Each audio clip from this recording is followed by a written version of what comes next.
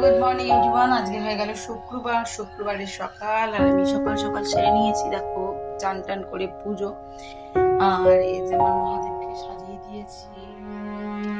এখানে ঠাকুরকে সাজিয়ে টাজিয়ে দেওয়া হয়ে গেছে, কিন্তু গোপুকে ভোগ দেওয়া হয়ে গেছে। যে গোপুকে কি ভোগে দিয়েছি শুক্রবারে, চলো তোমাদের সঙ্গে একটু শেয়ার করবো।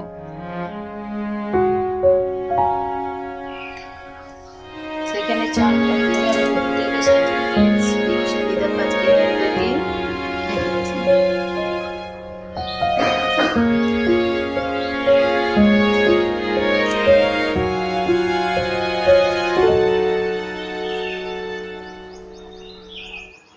এখানে চলছে এখন আলু ভাজা। আলু ভাজা তো একদম মাস্ট এখন। একদম এই যে রাখা তোরা চিপস কেটে রেখেছে, আর এদিকে হয়ে গেছে ভাত। এদিকে চলছে এখন ডিমের ঝোল। আজকে আমাদের দুপুরের লাঞ্চে হবে ডিম, আর রাতে করবো চিলি চিকেন।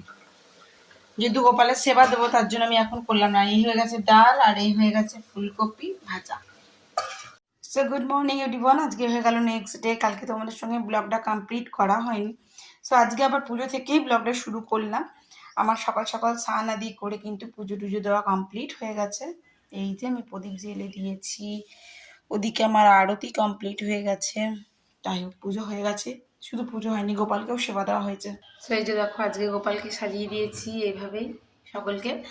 আর আজকে আমি করে দিয়েছি গোপালকে চিড়ের পোলাও, মানে অন্নভোগ আর কি ঠাকুরকে। আর সকালবেলায় যে তোমার মিষ্টি দিয়েছিলাম, সেটা সরিয়ে রেখেছি এখন সাইডে, ওর থেকে পোশাক হিসাবে সবাইকে দিয়ে দেবো বলে। তো এই দেখো, আজকের আমার ভোগ দর্শন করে নিও তোমরা সকলেই। আর আমার রাধা রানী মানে বরফি, সন্দেশ আর গোপু, কেমন লাগছে আজকে সাজটা অবশ্যই জানিও। তো এদিকে পুজো কমপ্লিট। চলো তবে এবার নিচে যাই, রান্নাটা করি। সঙ্গে থেকে ব্লগে অবশ্যই। তো চলুন তবে সকলকে প্রসাদ দিয়ে দিই। আর গোপালকে সকালে একবার দিয়েছিলাম এই মিষ্টি, তারপরে নাড়ু, তারপরে এই ভোগ প্রসাদ। চলুন। সো আজকে স্যাটারডে দুপুরে লাঞ্চে যে বিট গাজর আলু ফুলকপি দিয়ে একটা তরকারি হয়ে গেছে আপনার আলু পোস্ত, না শুধু আলু না, আলু পেঁয়াজ দিয়ে যে পোস্ত বলছে শনিবার দিনকে।